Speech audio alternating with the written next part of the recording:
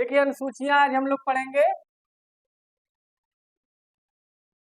और जब संविधान बना तो कुल 8 अनुसूचियां थी। हम कहे ना हम आएंगे तो लाइट आ जाएगी।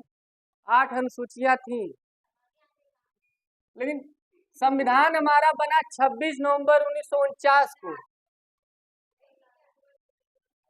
26 नवंबर 1949 को बना, लेकिन लागू कब हुआ ये तो कितनी बार बता दिए, याद हो गया होगा। तो जब संविधान बना यानी जब लागू हुआ तो हमारे कुल 8 अनुसूचियां थी। कितनी? 8 शेड्यूल, लेकिन 4 बाद में जोड़े गए तो कुल कितनी हो गई? 12। तो हम लोग कितनी अनुसूचियां पढ़ेंगे? हाँ बोलिए। आगे कट गई, हाँ आ तो गई। नहीं नहीं है।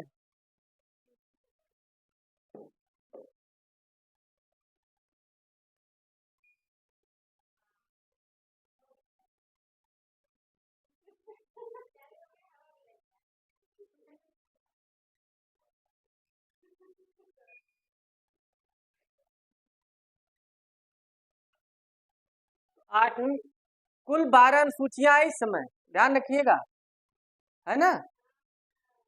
चले, थोड़ा सा व्यवधान था इसके लिए।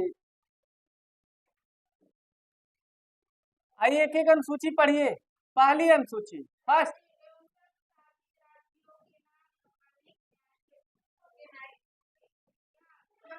प्रथम अनुसूची। इसमें क्या है, एक एक करके याद रखेंगे।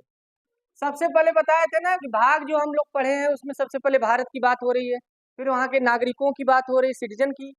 उसके बाद हम बताए कि उनके अधिकार गिनाए जा रहे हैं। बड़ा ड्राफ्टिंग बड़े व्यवस्थित बना हुआ है। वैसे ही अनुसूचियां भी हैं। भाग 1 भी संघ एवं उसका राज्य क्षेत्र है।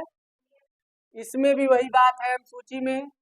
राज्य यानी कितने राज्य हैं, राज्य, संघ शासित क्षेत्र,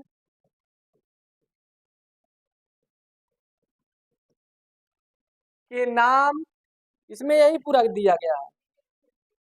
संघ और उसका राज्य क्षेत्र कह सकते हैं, या राज्य और संघ शासित क्षेत्र, राज्यों के नाम और उनके न्याय क्षेत्र के नाम और उनके न्याय क्षेत्र। इसमें हो जाएगा स्टेट, नेम ऑफ स्टेट यानी राज्य का नाम, जैसे Uttar Pradesh, Bihar, Madhya Pradesh. Name of state and union territory, संघ शासित क्षेत्र, और एंड इट्स एरिया, क्या है? इसका क्षेत्र, राज्य क्षेत्र। न्याय क्षेत्र नहीं कहेंगे, ये क्या है? ये राज्य क्षेत्र, उसका एरिया।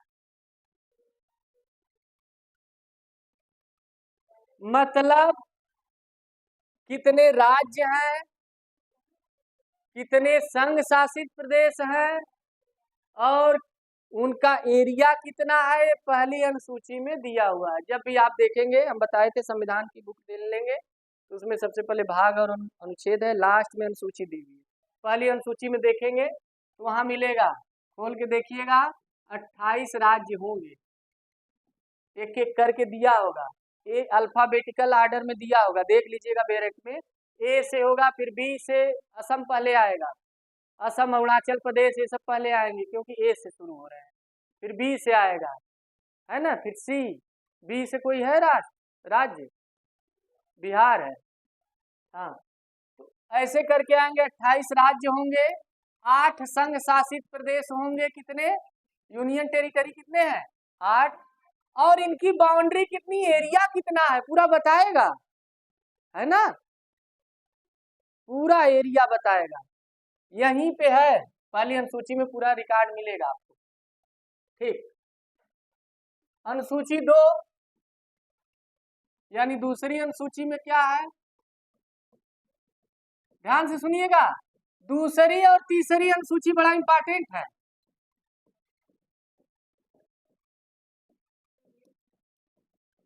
ये तो इंग्लिश का, ही तो हिंदी इंग्लिश सब सेम है। Fourth fifth schedule.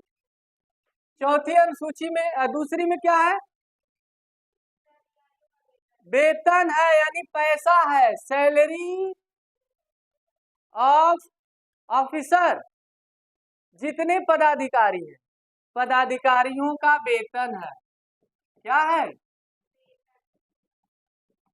इसमें वेतन याद रखिएगा। अभी हम याद करवा रहे हैं, कैसे याद रखेंगे। Salary, salary of officer. तीसरे में किसकी सैलरी यहाँ दी गई है? तो देखिए यहाँ लेखपाल की सैलरी नहीं दी गई है, प्राइमरी टीचर की भी नहीं दी गई है, जो संवैधानिक पद धारण किए हैं उनकी दी गई है ना। राष्ट्रपति का है, सुप्रीम कोर्ट के न्यायाधीश का है, हाई कोर्ट के न्यायाधीश का है, इन सब का, उपराष्ट्रपति का है, राज्यपाल का है ना, इनका वेतन है संविधान में। दूसरी अनुसूची, तीसरी में आपको शपथ का प्रारूप, ड्राफ्ट ऑफ ओथ,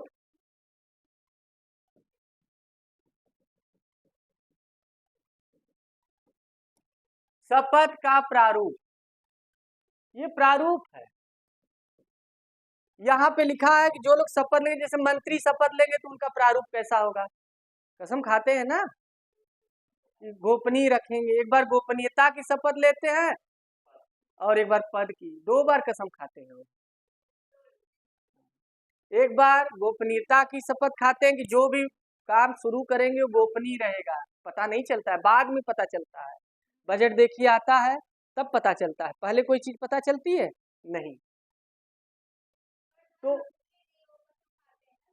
सब जितने मंत्री हैं, तो यहाँ मंत्री के शपथ का प्रारूप है, राष्ट्रपति शपथ लेते हैं, उपराष्ट्रपति लेते हैं, जो भी शपथ का संवैधानिक पद जितने हैं उनका प्रारूप यहाँ दिया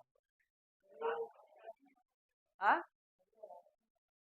नहीं, ये जो शपथ लेते हैं, जैसे समझ लीजिए राष्ट्रपति जो शपथ लेता है उसको सुप्रीम कोर्ट का मुख्य न्यायाधीश शपथ दिलाता है, तो वहां पे राष्ट्रपति भवन में दिलाएगा। यहाँ थोड़ी शपथ लेंगे कोर्ट में आके, और वो लोग वहां मंत्रालय में कहीं भी शपथ लेते हैं, कहीं भी ले सकते हैं, लेकिन जहां सुप्रीम कोर्ट का न्यायाधीश और राष्ट्रपति को बुलाया जाएगा उसकी अलग प्रक्रिया है, लेकिन अदालत में आके नहीं, सुप्रीम कोर्ट में जाके नहीं शपथ लेते हैं। सुप्रीम कोर्ट का न्यायाधीश और राष्ट्रपति एक जगह आते हैं, वहीं शपथ ग्रहण होता है, शपथ ग्रहण समारोह होता है वही। चौथी अनुसूची जो है आपका, और ये राज्यसभा में सीटों का आवंटन है, राज्यसभा में सीटों का आवंटन, यानी distribution of seat in Rajya Sabha. State council का है बोलेंगे, राज्यसभा और लोकसभा इंग्लिश में भी चलता है ना। तो सीटों का जो आवंटन है इसी में लिखा है। तो देखिए याद कैसे करेंगे, ध्यान समझिएगा। अनुसूची 1 में तो भारत के राज्य गिनाए गए हैं, कोई दिक्कत नहीं। देखिए याद करिए, 2 है अनुसूची 2, तो 2 में 2 शब्द याद रखिए, भले 3 शब्द दिख रहा है लेकिन मिलता क्या है? पैसा। कितने शब्द हैं? 2, मनी। तो 2 में 2 शब्द और 3 में 3 शब्द। कसम खाते हैं, कुछ लोग शंकर जी की पिंडी उठा खाते हैं, कुछ लोग। और 4 में 4.5 शब्द। राज्यसभा याद रखेंगे 4, तो चारों अनुसूची याद हो जाएगी कि किसमें क्या कहा गया है।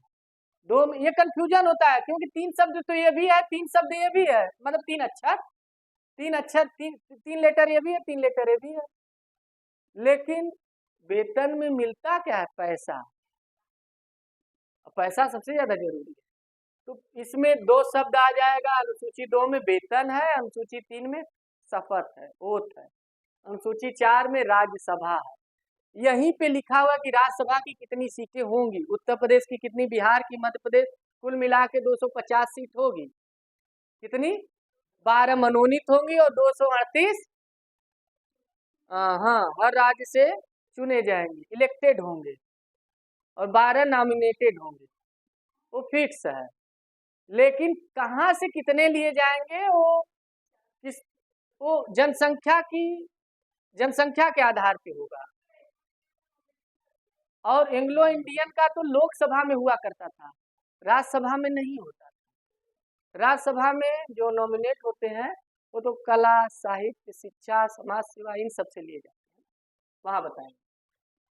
तो ठीक है, राज्यसभा में सीटों का आवंटन, ये चारों याद हुआ। पैसा, कसम, राज्यसभा, 2, 3, 4, जितने अक्षर उतना। अब उसके बाद 5 और 6 याद रखिए। अनुसूची 5 और अनुसूची 6, आराम से याद रखिएगा। अनुसूची 5 और 6 ये जनजाति क्षेत्रों का ही प्रशासन है। तो अनुसूची 5 में है कि जनजाति क्षेत्रों का प्रशासन, एडमिनिस्ट्रेशन ऑफ ट्राइबल एरिया। देखिए, अनुसूचित, पहले समझ लीजिएगा तब लिखिएगा। अनुसूचित एवं जनजाति क्षेत्र का प्रशासन, क्योंकि ये पॉइंट हम ना आपको ये और ये पढ़ाएंगे भाग 10 में भी, जब पढ़ाएंगे पार्ट 10 आईएएस में। हर बार यहाँ से क्वेश्चन आता है, कोई साल नहीं बाकी रहता। हम 22 में भी देखे थे आया था, 23 में भी, 24 में भी, 25 में भी इस बार आया था। यहीं से क्वेश्चन आता है, एक क्वेश्चन फिक्स है इसका। तो अनुसूची 5 और 6 में भी से भी पूछता है, और ये दोनों अनुसूचियां जुड़ी हैं भाग 10 से, वहां भी तो है जनजाति क्षेत्रों का प्रशासन भाग 10 है कि नहीं। तो ये दोनों मिला के वहां पढ़ना पड़ता है। तो अनुसूचित एवं जनजाति क्षेत्र का प्रशासन, इंग्लिश हो जाएगी एडमिनिस्ट्रेशन ऑन या नोटिफाइड, ये हो गया ना। अनुसूचित मतलब नोटिफाइड एंड ट्राइबल एरिया। अनुसूचित एवं जनजाति क्षेत्र का प्रशासन, अनुसूचित का मतलब अनुसूचित जनजाति नहीं, ध्यान से समझिएगा। अनुसूचित हम वहां पढ़ाएंगे मतलब कुछ एरिया अनुसूचित कर दिया जाता है। हो सकता है वहां के लोग पिछड़े हों, बहुत पिछड़े हों, हो सकता है वहां, हाँ ये है कि जहां अनुसूचित किया जाता है, एरिया इतना घेर दिया जाता है, वहां ज्यादातर आदिवासी ही रहते हैं, तो उसको अनुसूचित क्षेत्र, नोटिफाइड एरिया बना दिया जाता है, और उसका प्रशासन अलग ढंग से होता है, हम बताएंगे। और जनजाति क्षेत्र का भी प्रशासन अलग ढंग से।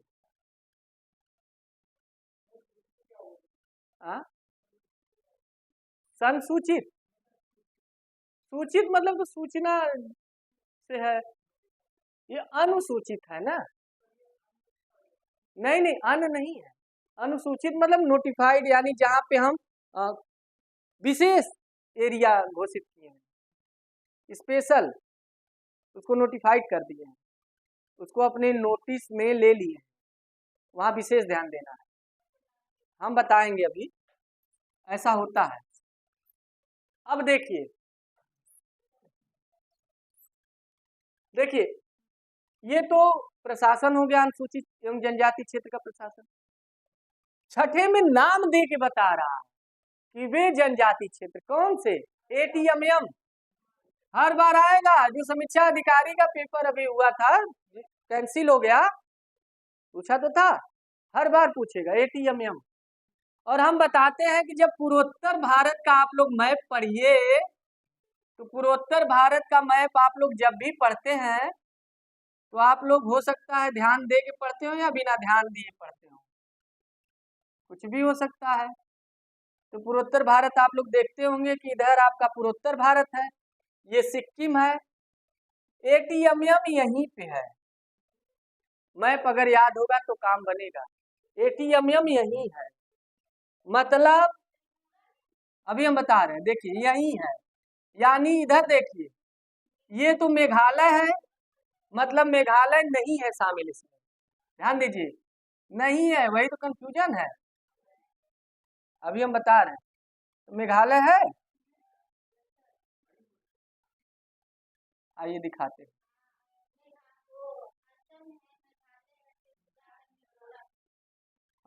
ये मेघालय है, ये त्रिपुरा है, ये मिजोरम है, देखिए, और ये नागालैंड और ये मणिपुर है।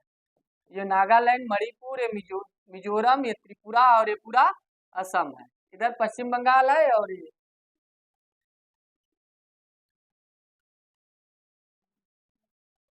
आइए देखिएगा, ये जो मेघालय, त्रिपुरा, मिजोरम, असम, तब ऐसे करना होगा। ये 4 स्टेट है, एक ही जगह है, और इन चारों को, ये मेघालय हो गया एक एम, ये मिजोरम हो गया दो, अरे ये मिजोरम हो गया, ये मेघालय, ये त्रिपुरा है, ये असम हो गया, एक ही एम। हाँ, यानी मणिपुर वाला एम नहीं है, वो दूर है ना, ये तो ध्यान रखिए। एम पूर्वोत्तर में 3 है, एक मणिपुर है, एक मेघालय है, एक मिजोरम है, तो मणिपुर दूर है, तो वहां क्या करने जाएंगे? मणिपुर यहाँ है, नागालैंड और आगे है, इधर वाला ही आपको एम पकड़ना है,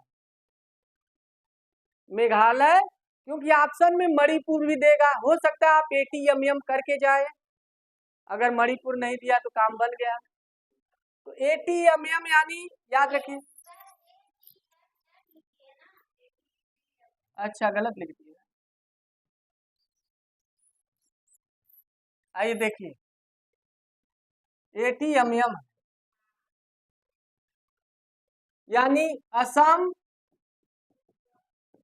त्रिपुरा, हाँ, मेघालय और मिजोरम। देखिए आपको बता दें, जो छोटे छोटे राज्य है उसी का पूछता है, महाराष्ट्र और आंध्र प्रदेश का नहीं पूछेगा मैप में, राजस्थान, यही 8 स्टेट जो है पूर्वोत्तर के, उन्हीं की राजधानी पूछेगा। महाराष्ट्र की राजधानी मुंबई नहीं पूछेगा, पूछेगा कि त्रिपुरा की राजधानी, हाँ, मणिपुर की, मिजोरम की, याद रखिएगा। असम, त्रिपुरा, मेघालय और मिजोरम के जो जनजाति क्षेत्र है वहां का प्रशासन, इसमें नाम लिख के दे दिया है, राज्यों के जनजाति क्षेत्र का प्रशासन, इसमें ये रहेगा, यानी administration of tribal area of Assam, Tripura, Meghalaya, Mizoram state, है ना। असम, त्रिपुरा, मेघालय और मिजोरम के जनजाति क्षेत्र का प्रशासन, ये 6 अभी तक जितना पढ़े सबसे ज्यादा इंपॉर्टेंट है, अनुसूची 6, ठीक। अब अनुसूची 7 पढ़ते हैं। देखिए 7 भी याद हो जाएगा कैसे, 7 में सूची दी गई, स से 7, स से सूची, खत्म, दोनों की शुरुआत स से ही हो रही है, लिस्ट मतलब,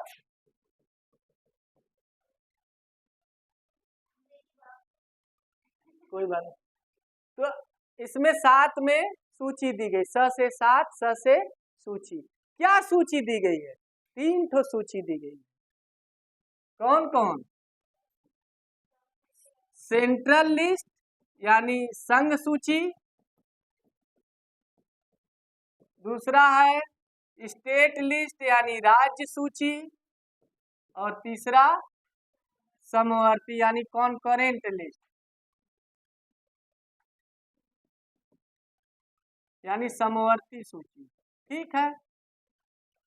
संघ सूची क्या दिया है कि मतलब इसमें जो कुछ भी लिखा है, जैसे जनगणना, बहुत ज्वलंत मुद्दा इस समय चल रहा है कि जनगणना होगा कि नहीं, सेंसस, तो जनगणना किसका विषय है?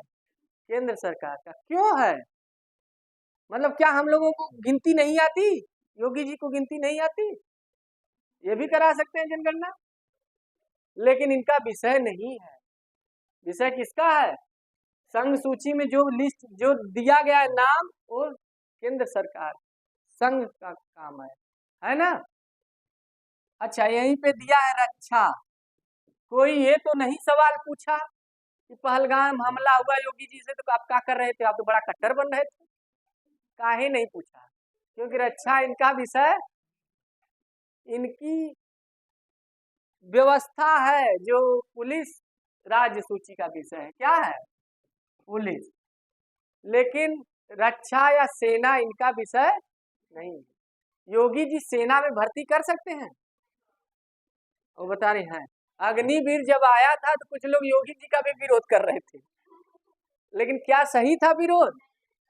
उनके हाथ में नहीं है। तो पुलिस अलग है, रक्षा अलग। ये शासन व्यवस्था, ये हमारे यहाँ जो है लॉ एंड ऑर्डर मेंटेन करते हैं लोग। डंडा होता है ना, तो लॉ है एंड ऑर्डर है। जब ऐसे पीटते हैं तो ऑर्डर जारी होता है, डंडा क्या है? लॉ है। और वैसे ही कानून का हाथ बहुत लंबा होता है। कैसे लंबा हुआ? इतना ही है, इतना डंडा।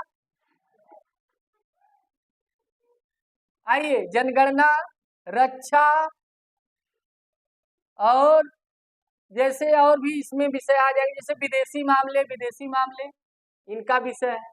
इसी में हम पूरा लिस्ट वहां बताएंगे। यहाँ बस इतना ध्यान रखिए कि यहाँ 3 लिस्ट दी गई है, और किस लिस्ट में कौन जो विषय दिए गए हैं उस पर कौन कानून बना सकता है और कौन लागू कर सकता है। तो इसमें जो विषय दिया गया है इस पे राज्य सरकार कानून बना सकती है और लागू कर सकती है। राज्य बना सकता है कानून, तो मान लीजिए राज्य का विधानमंडल बनाएगा। समवर्ती सूची में जो विषय दिए गए हैं दोनों बना सकते हैं। जैसे देखिए यहाँ पे राजस्व किसका विषय है? भूमि राजस्व, जो मालगुजारी वगैरह होती है तो किसका है? जो कृषि भूमि पे जो लिया जाता है, किस पे? कृषि भूमि पे, वो राज्य का है, लेकिन ये इनका नहीं है विषय। वैसे ही बिजली पर कर, बिजली पर टैक्स कौन लेता है? राज्य। इसीलिए तो केजरीवाल सरकार जब दिल्ली में थी टैक्स कुछ माफ की थी ना, ये राज्य सूची का है। समवर्ती में जैसे पहले तो पर्यावरण नहीं था, लेकिन अब पर्यावरण आ गया, शिक्षा आ गया, ये सब समवर्ती सूची। तो समवर्ती सूची में जो विषय होते हैं उस पे दोनों कानून बना सकते हैं, केंद्र भी बना सकता है और राज्य भी। लेकिन अगर कॉन्फ्लिक्ट करे, मतलब विरोधाभास हो, झगड़ा हो, तब सेंट्रल का डोमिनेंट करेगा, यानी केंद्र का प्रभावी होगा। ये है आपका। तो पर्यावरण देखिए दोनों का मुद्दा है, दोनों कानून बनाते हैं। शिक्षा, सेंट्रल स्कूल भी होते हैं, स्टेट स्कूल भी होते हैं, सेंट्रल यूनिवर्सिटी भी होती है, स्टेट यूनिवर्सिटी भी, दोनों का है ना, शिक्षा दोनों का। तो ऐसे ही इसमें लिस्ट दिया हुआ है। अनुसूची 8, अब देखिए अनुसूची 8 आपके नोट्स में छूट गया, वहां पढ़ा नहीं है, लेकिन जो लिखा है वो अनुसूची 8 ही लिखा हुआ है। क्या लिखा है? भाषा। क्या लिखा है? अनुसूची 8 में भाषाएं दी गई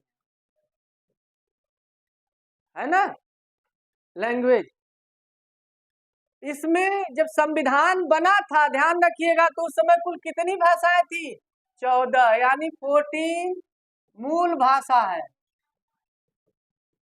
मूल भाषाएं थी 14 ठो। बार बार पूछता है कि जब संविधान बना तो ओरिजिन यानी मेन मेन मेन लैंग्वेज कितनी थी? 14। लेकिन आज कितनी है? 22। 22 भाषा कब बनी? हाँ, 2003 में। लेकिन 2003 में 22 बनी कैसे? 4 नई भाषाएं जोड़ी गई, न्यू लैंग्वेज 4। 18 तक बन गई थी, 4 नई जोड़ी गई, तो कितनी हो गई? 22। ये 4 जो जोड़ी गई इसका नाम याद रखिएगा, बोडो, बोडो, बोडो के बाद डोगरी, डोगरी, मैथिली, संथाली। ये भाषा आप लोग जानते हैं? बोडो कहाँ बोली जाती है? असम में। असम में ना कुछ आदिवासी हैं और चाइना वाले उनको कुछ बम बम दे दिए हैं, तो 2 ठो जिला लेकर के घेर लिए बेचारे, बोडोलैंड बना दिए। क्या बना है? बोडोलैंड। बार बार मांग करते हैं। नहीं, कब्जा नहीं किए हैं, मतलब 2 जिले में उनका साम्राज्य है, मतलब वहाँ बोडोलैंड मतलब बोल दिए हैं कि ये 2 जिला हमारा है, बोडोलैंड इसका नाम है। और मोदी जी से बार-बार मतलब केंद्र सरकार से, भारत सरकार से ही तो कहेंगे, हमें अलग कर दीजिए, हमें अलग देश बना दीजिए। हमारे यहाँ राज्य अलग हो सकता है जब तक केंद्र अलग न करे। तो वो बोडोलैंड, अच्छा ये भी कहते हैं कि हमें अलग कर दीजिए और हम चाइना को हरा देंगे। मतलब अभी साथ में है तो नहीं हरा पा रहे, पता नहीं कौन सा बारूद बना के रखे वहाँ। ये वहीं से याद रखिएगा, बोडोलैंड की मांग हो रही है वहाँ। कुछ उल्फा, उल्फा भी बड़ा फेमस है, असम लिबरेशन फ्रंट वाले उल्फा, तो वही है बोडो। वहाँ बोडो भाषा है, असम की भाषा कहाँ है? बोडो। डोगरी कहाँ की है? हाँ, जम्मू कश्मीर में डोगरा सरदार हुआ करते थे, तो डोगरी भाषा वही की है। मैथिली, मिथिला, मिथिलेश कुमारी सीता, तो मिथिला की, तो मिथिला ये बिहार की भाषा है। और संथाली, संथाल हो, संथाल भील, ये जनजाति मॉडर्न हिस्ट्री में पढ़ते होंगे आप लोग कि ये जनजातियां जो है कभी विद्रोह की थी, संथाल विद्रोह, तो संथाली वहीं की भाषा है, झारखंड। ठीक है, ये 4 भाषाएं बाद में जोड़ी गई, रट डालिएगा, बोडो, डोगरी, मैथिली और संथाली, तो कितनी हो गई कुल? 22। अब इसके बाद जो 4 अनुसूचियां हैं, बात नहीं, जो 4 अनुसूचियां हैं वो हम बताए थे कि ये चारों अनुसूची संविधान बनने के बाद जोड़ी गई। और एक समय था, वो याद करिए, वो दौर, वो जमाना उस समय का, 4 दिन पहले वाला, जब हम पढ़ाए थे कि 4 अनुसूचियां, 9वीं अनुसूची कब जोड़ी गई, इसका नाम क्या है, 10वीं अनुसूची कब जोड़ी गई, इसका नाम, हम कहे आगे फिर आएगा, याद रखिएगा। तो आइए देखते हैं किसको किसको याद है। अनुसूची 9, 10, अनुसूची 11 और अनुसूची 12। खत्म हो गया कि पढ़ाएं? आइए, अनुसूची 9 बताए ना कि जैसे ही संविधान बना, संविधान में पहला संशोधन किया गया, यानी पहला संविधान संशोधन ये हो रहा है, फर्स्ट कॉन्स्टिट्यूशनल अमेंडमेंट, प्रथम संविधान संशोधन 50 में बना और संशोधन हुआ 1951 में, पहला। हाँ, और इसमें रखा क्या गया, बताए ना कि जो भूमि संबंधी जो अधिकार थे, भारत में जमींदार बहुत बड़े बड़े थे, 2-2, 3-3 गांव, हम लोग तो मान लीजिए अब जन्म लिए हैं, बुजुर्गों से पूछा करिएगा, कई बुजुर्ग बताएंगे कि हमारे दादा जमींदार थे, तो 2-2 गांव, एक-एक गांव के बराबर उनके 3-3 गांव के बराबर जमीन थी, और अकेले जमींदार हुआ करते थे, और जमीन उस गांव के जितने लोग हैं वो लोग लेकर के, उनसे लेकर के खेती करते थे, और उसका कुछ हिस्सा इनको देते थे। इतना हिस्सा मिल जाता था कि एकदम 10 घोड़ा आगे 10 घोड़ा पीछे अपने रथ पे चलते थे, पूरा गन लेके।